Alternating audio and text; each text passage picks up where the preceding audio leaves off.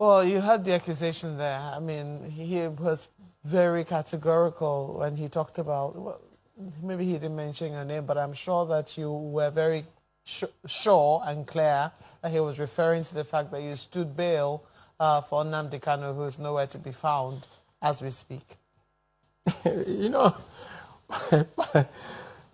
I never expected anything else. Actually, you see, this is just one of the things that make it difficult for us to have a conversation for a country that is undergoing this type of problems that we are undergoing. At every point you want to have a conversation, then somebody from the presidency turns around and becomes personal. You understand? And let me educate Garba Shehu. A judge said, you need a senator to stand shorty. And I did. And the military attacked the man before the day he was to come to court. And he escaped for his life. Then turning around, oh, you stood shorty for a criminal. What makes him a criminal? That is carrying flag and saying, I want another country.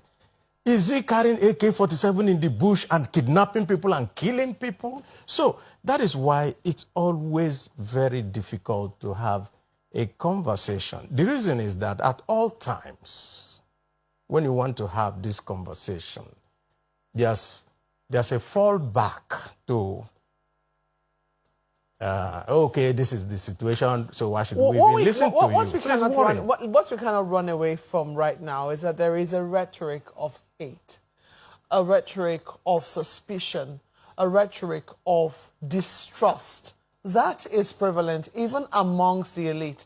I mean, this morning we're seeing in one of the papers, governors at war.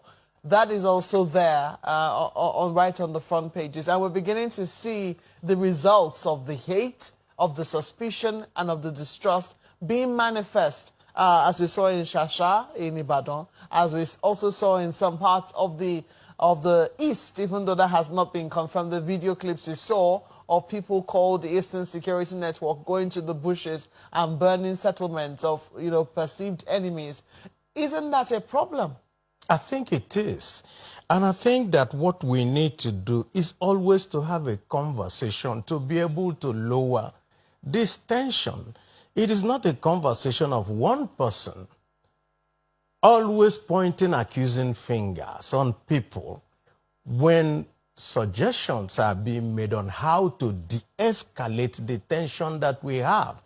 It is this insensitivity that is leading everybody to say, okay, if you're not willing to listen to me, let me arm myself. That is all that we're seeing.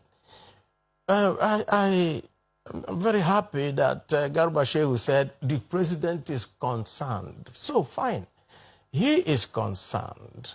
Can he come out and tell Nigerians, I am concerned? That is what Wole Soyinka recommended. Well, let's go to Lagos now, and I think we can pose that question to the president's spokesperson, Chamberlain.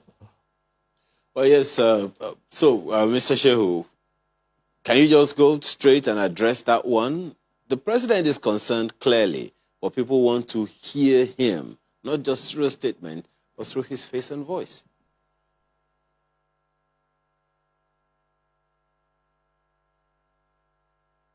Unmute yourself. Please unmute, your device so we can hear you better.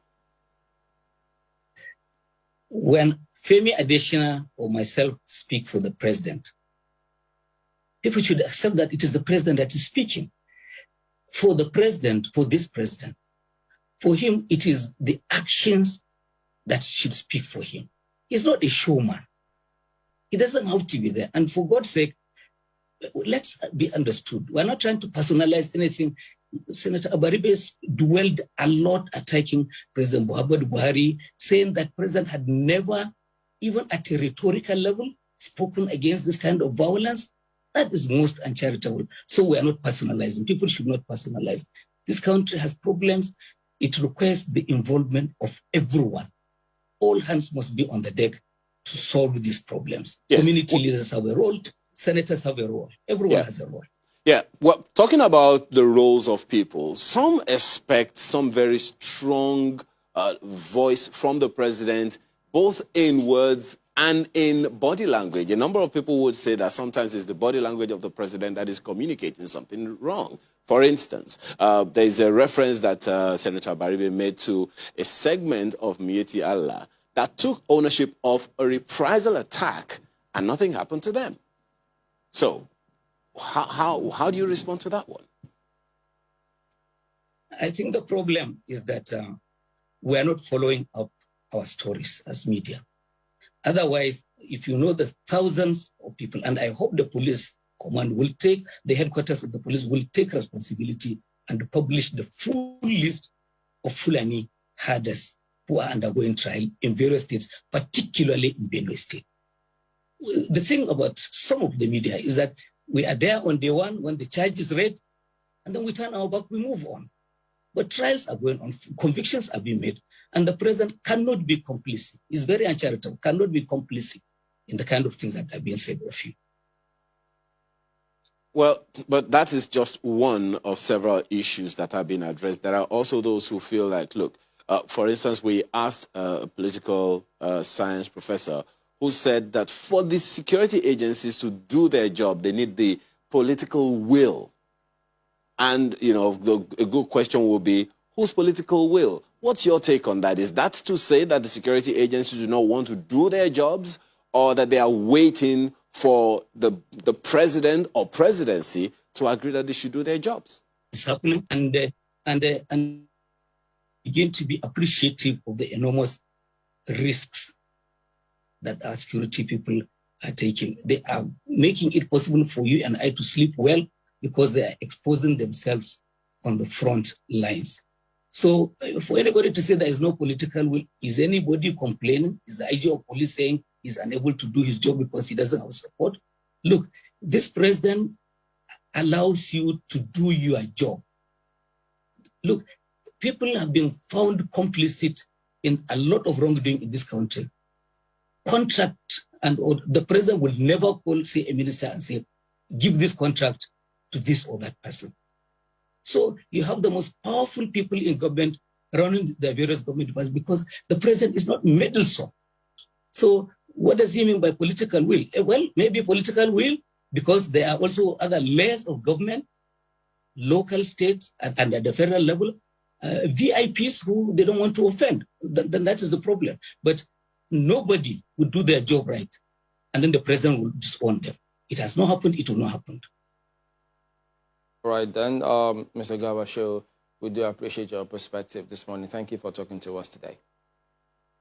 Thank you very much. All right, Makwa, let's get the concluded thoughts of the senator. Yeah, your concluding comments. First and foremost, I'd like to ask you whether or not you would also accept that when the president's spokespersons speak, it's as good as the president. Well, I don't know where in the world that when a spokesperson speaks, then is the president when there are urgent matters of state. When things are okay, and things, of course, the presidential spokesman could be giving you updates and so forth. But you could see just from the coronavirus issue, no head of state in the world did not come out to talk to their people. None. And some were doing it almost on a daily basis.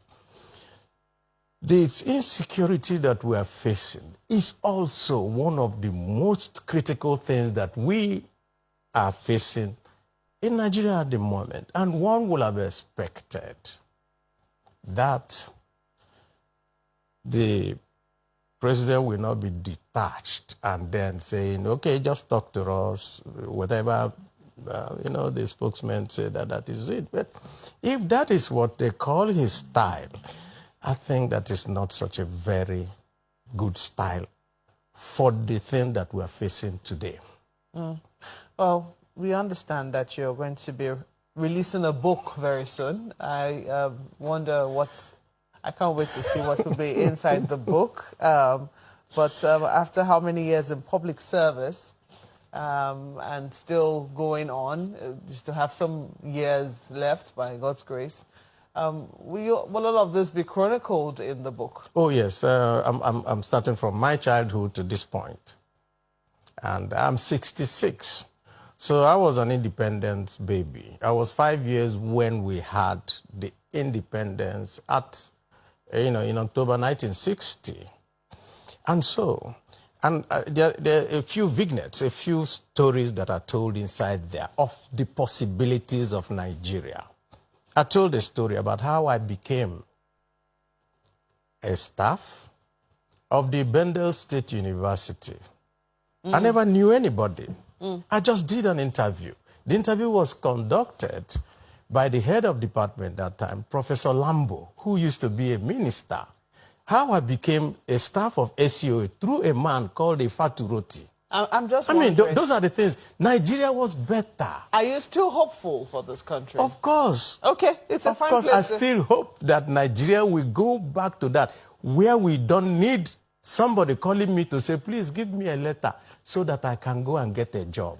It's a fine place to live it, Senator. I certainly look forward to the release of that book and the stories that will be written in it. But we have to thank you so much for coming on this morning. It's my pleasure. Senator Einaya Abaribe is the Senate Minority Leader.